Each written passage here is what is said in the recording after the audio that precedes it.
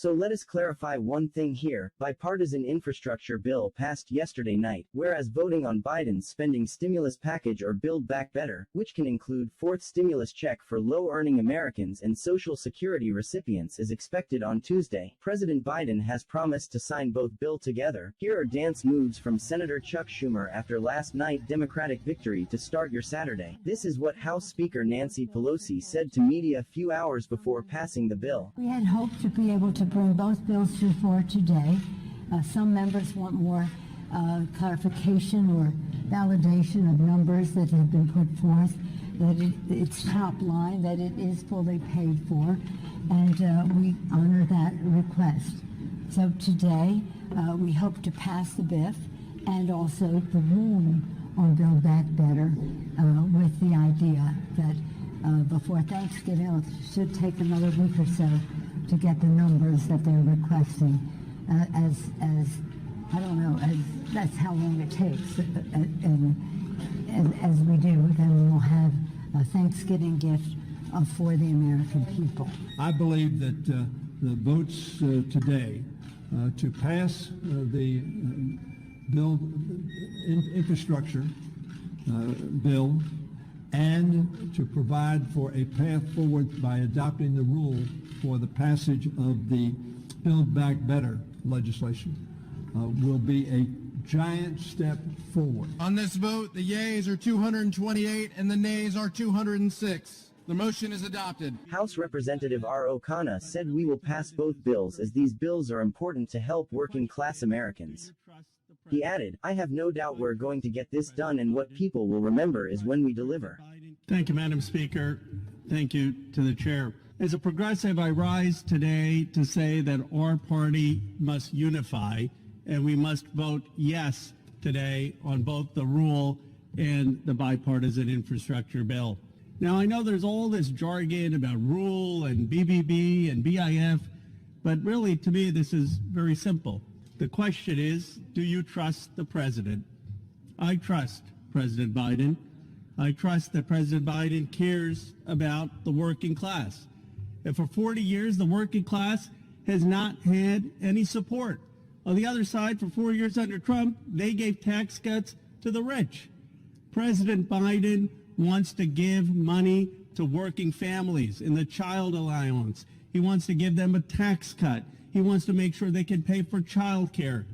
And he understands the working class experience. We will unify as a party. We will vote yes tonight. We will deliver. And this president is going to make history by finally looking out for the working class and middle class in this country. I yield back. Republican senators were not happy with the outcome of stimulus spending plan yesterday. Senate Minority Leader blasted Democrats for socialist ideology and passing stimulus spending bills. I think what the American people are saying, don't do that. Don't double down on taxation and spending. The American people have had enough of all of this excess, and I think they sent a message yesterday, stop. That's the message that should be taken by the Democrats out. Oh, I think that's what they'll argue. I think Pelosi and Schumer and the president will argue that what people are really saying is, why don't you get this done?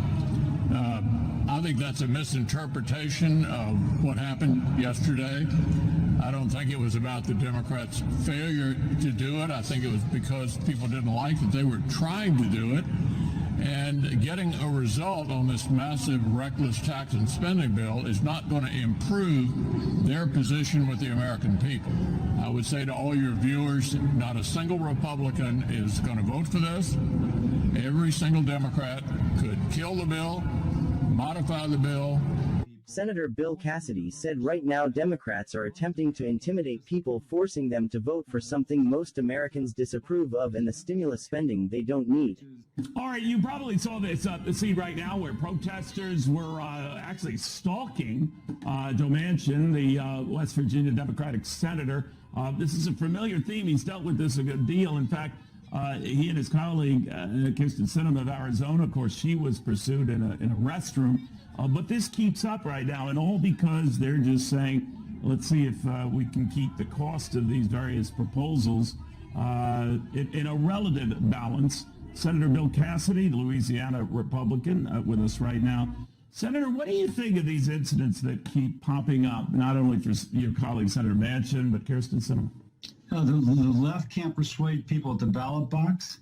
They can't persuade them with their ideas. So they're attempting to intimidate people, forcing them to vote for something that most Americans disapprove of. That's in stark contrast to the bipartisan infrastructure bill, which is heartily approved by most Americans who are opposed. On the other hand, on the Build Back Better or the reconciliation bill, they only think they can win by intimidation, and that gives you a measure of their arguments.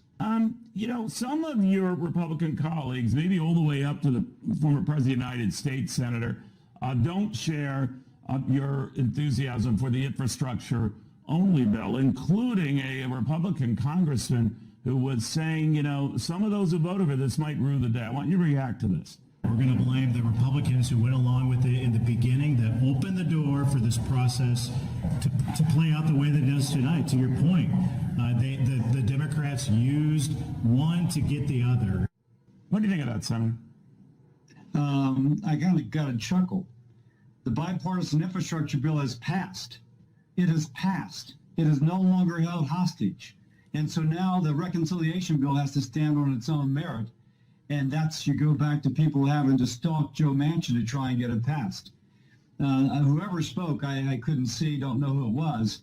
You got to remind them, once the hostage is released, it no longer can be used as leverage.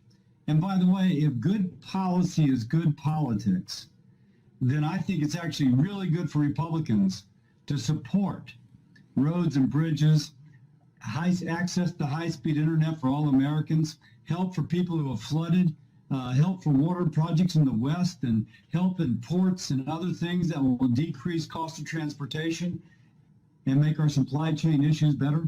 Good policy is good politics, and I will stand by the policy in this bill all the way to Election Day.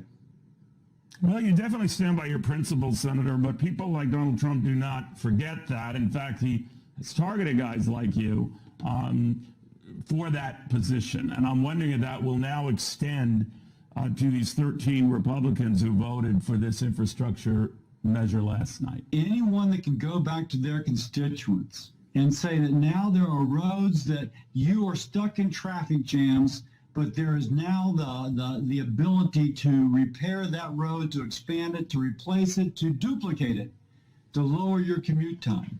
The person whose family has moved away because they live in rural United States and their family won't move back because there's no high-speed internet, this bill gives access. And my state, which has been pounded by floods, but so have other states as well, there is now going to be $3.5 billion to mitigate floods. I can go down the list.